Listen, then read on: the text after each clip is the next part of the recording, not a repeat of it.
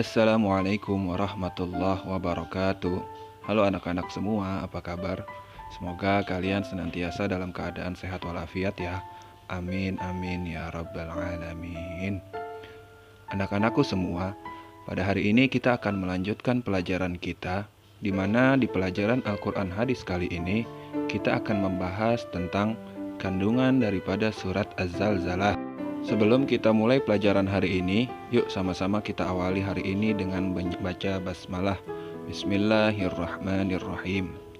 Nah, surat Az-Zalzalah adalah salah satu surat di dalam Al-Quran yang menceritakan tentang peristiwa yang terjadi pada hari kiamat.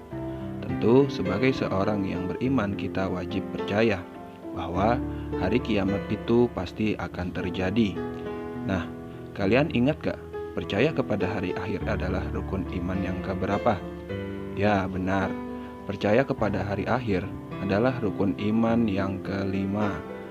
Nah, di dalam agama Islam, kiamat terbagi dua, yaitu kiamat sugro dan kiamat kubro. Kiamat sugro adalah kiamat kecil, yaitu sebuah peristiwa kerusakan yang terjadi di muka bumi, tapi dalam skala kecil, seperti gempa bumi, banjir bandang, tsunami, gunung meletus, dan lain-lain. Sedangkan kiamat kubro adalah peristiwa kehancuran yang luar biasa yang menghancurkan segala yang ada di muka bumi dan tidak akan ada manusia yang selamat pada hari itu. Inilah yang dijelaskan di dalam surat Az-Zalzalah, di mana di ayat pertama Allah menjelaskan semua orang di dunia ini akan merasakan bumi berguncang dengan sangat luar biasa. Saking dahsyatnya, guncangan tersebut sampai-sampai dijelaskan di ayat kedua bahwa bumi akan terbelah dan akan mengeluarkan segala yang ada di dalamnya, seperti lahar panas, minyak, gas bumi, dan yang lain-lainnya.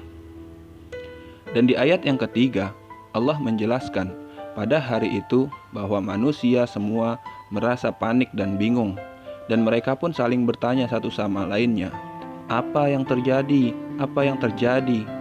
Lalu pada ayat keempat dan kelima, bumi pun memberi jawaban bahwa apa yang terjadi pada saat itu merupakan perintah dari Allah Subhanahu wa Ta'ala, dan bumi pun menjadi saksi di hadapan Allah tentang segala perbuatan baik dan perbuatan buruk yang selama ini dilakukan oleh kita semua. Setelah terjadi kiamat, semua makhluk di dunia ini meninggal dunia, dan yang tersisa hanya zat yang maha hidup, yaitu Allah Subhanahu wa Ta'ala. Lalu di ayat ke-6 Allah menjelaskan bahwa manusia akan dibangkitkan dari kubur-kuburnya dalam keadaan berkelompok-kelompok.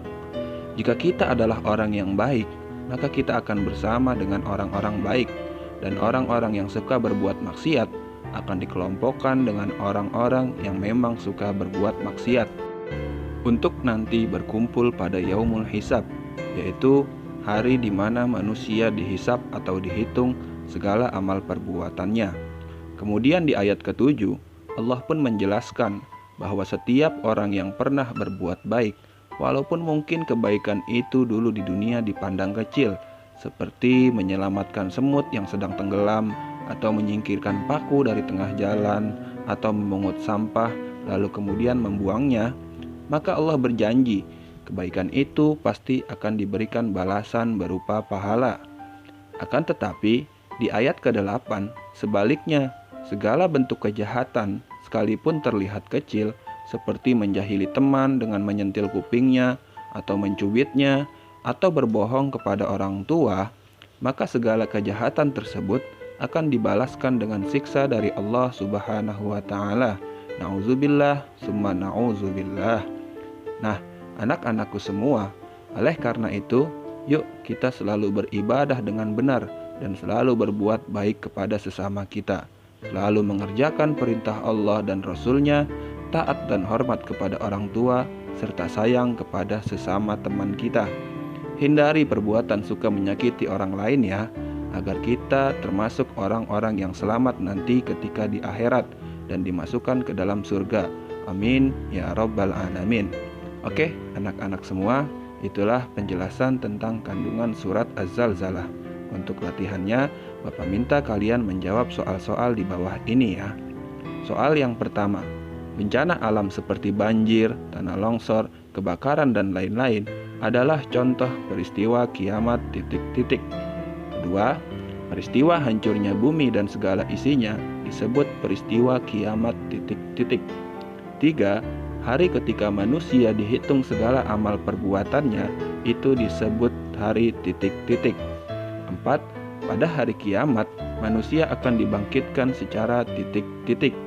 Lima, di dalam ayat 7 dan 8, segala perbuatan baik dan buruk walaupun sebesar titik-titik, pasti semua itu akan mendapatkan balasannya. Oke, itu aja. Jangan lupa dikerjakan. Kurang lebihnya Bapak mohon maaf. Wassalamualaikum warahmatullahi wabarakatuh.